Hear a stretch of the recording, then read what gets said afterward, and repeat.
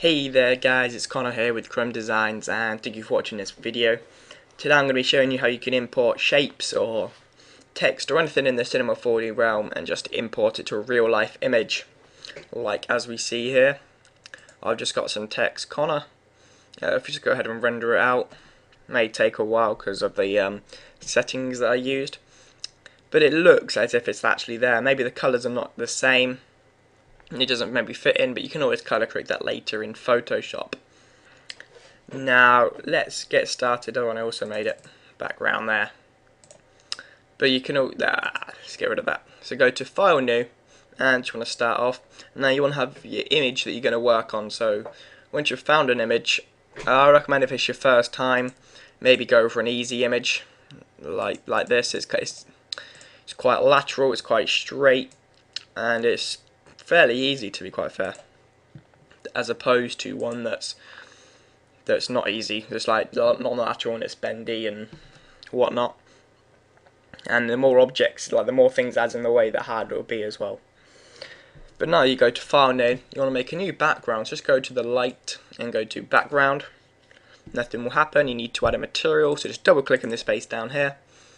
Now go to the Color tab, Texture, Load Image, and just find your image that you're going to be using. Just download one. This is just some motorway. Go off Google Images and search it if you want. You probably find one, or there's probably loads of other ones. But no, that's done. That's it. Drag that onto the background, and it won't fill up all of it. You need to go to Render and Render Settings and take it out from 320 by 240. Change it to 1280 by 720. That way, so when you go and render it out later, you don't forget and it's bad quality. And just because if you do it at a later stage when you've done it, you need to rearrange like all the objects, and you just wasted about 5 minutes of your life. Yeah, and that is never good. So now we've got the background scene set up. You just want to go ahead and import some text. Go to MoGraph, Text Object, Object. I'm going to type in Connor. Font, I'm going to use Neo Sans. Neo Sans, it will most likely be in description. Please don't ask what font it is. It's tedious. And now you just want to line it up. So you go to the Rotate tool and where it would actually be, and rotate it back just a bit. And obviously, so now just drag it down. So you just want to make it look like it's actually there. And it won't actually look realistic because there's no shadows or anything. It's like it's plunked on, but still tilt it back a bit. There we go. I'm going to add a bit of depth to it. So under the depth, I'm going to add 100. That way, it's just a bit bulkier. I'm just going to zoom out a bit so it's further away. And under the size, or the height rather, I'm going to change it to 100 so it's half the height. Then I'm going to zoom in again. So it's all a matter of just lining it up to where your image is. It doesn't have to be perfect, but that is roughly where I want it. In fact, I think it needs tilting this way a bit. There we go. Now you'll see later, obviously it won't be perfect unless you're just lucky or you're just amazing. Either way, you want it to, if you just go ahead and render it out. There we go, that's looking quite nice. But you know, it just still looks like it's just been added there. You want us to add some shadows and other things. So what we're going to do is we need to add a plane. So under the click and hold on the cube, go to plane.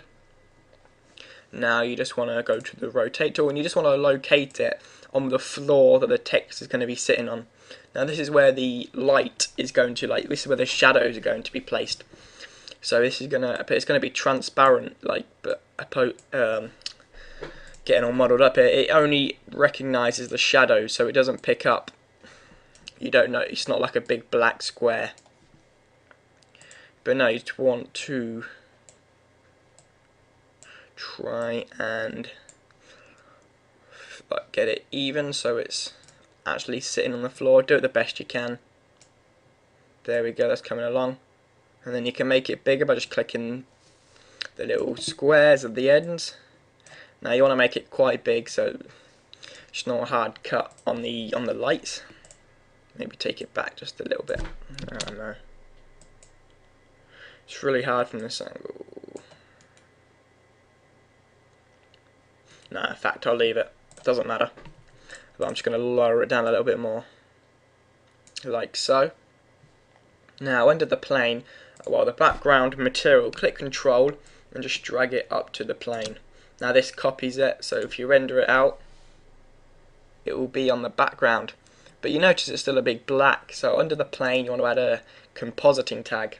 So right click on the plane, go to Cinema 4D tags and compositing. Now compositing background, make sure you tick that. So now if you render it out, you'll see that it's transparent. But there is no light because we haven't added any type of light. Now you could add a basic light here and drag it up and add shadow map soft just for a light, but for this scene it's not good because it's not a sunny day. As you can see, well, at least I don't think it is. It doesn't look entirely that a good day, so the shadows wouldn't be that intense.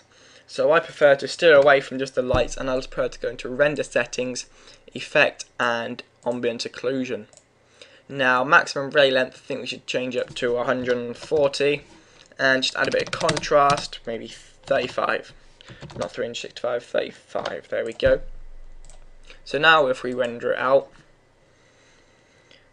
it will take a little bit longer to render, by the way. The shadows just look more realistic and it's more softer, and it just entirely looks a lot better. Now it's coming along, but we haven't added the material, so the text is rather bland. So the first material I'm going to make is I'm going to make a dark grey, really edging towards the black. I prefer not to go into the black, I prefer just to stick with a dark grey. I feel it gives a better effect. Now create a new material, and under the colour you want to go to texture, you want to add a gradient. So click on that, and 2D is fine, and I'm just going to add some blues, slightly different just to give it a bit of depth, just to emboss some reflections just a bit. And go back to the colour panel, and under the texture copy the channel, then go to luminance and paste the channel. So you just copy in the exact colours from colour to luminance. Now you could go ahead and add a reflection, but the reflection that's max on Cinema 4D gives you like by default is not very good. So I prefer to crank that all the way down to 0, go under texture and add a Fresnel. Now this is a more realistic shadow, as you see there it looks a lot better as opposed to what it did. And just crank it down to in between 30 and 40 I recommend, but you can have a play about with it depending on your scene. Now drag that on the text and then also the black. But now because the black is on top, that will overlay on the blue. But I'm going to have the black just on the front panels of the text like we have there. So to do this, you just want to click on the black texture, go to selection and type C1. Now that just means that it's like, that is just the front panel of the text. So if you go ahead and render it out here, now it's looking a lot better now.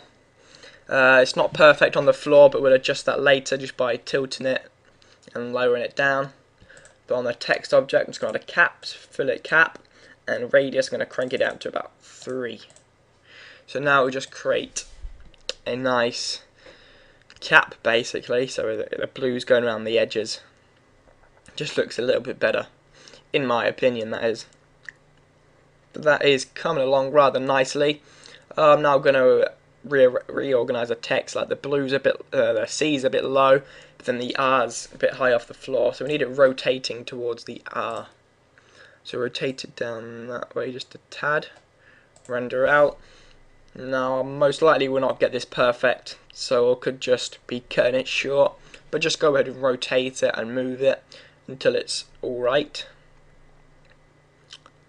But no, that's actually looking alright. Maybe the C's a bit low and the O, but you can always fiddle about with that, and I'm not going to spend ages tilting text because I'm sure you guys are not too interested in that. But no, that's how you can create text in a Cinema 4D in a real life image. You can also use any type of object. You could use a square, which you could just rotate and do the exact same things that we did with the text. So remember to have your render settings to 1280 by 720. Remember to change that at the beginning. It doesn't have to be 1280 by 720, but I don't recommend 320 by 240 because that is just rubbish settings. But no, that's about it from me, guys. Thanks for watching this video. This is also used in this course can be used in like montages or whatever, so you could just get an image of that and do it for that purpose. It doesn't have to be real life, you know, but there we go. That's about it. Thanks for watching this video, guys. As I just said, please remember to like the video, and I will see you guys soon. Bye.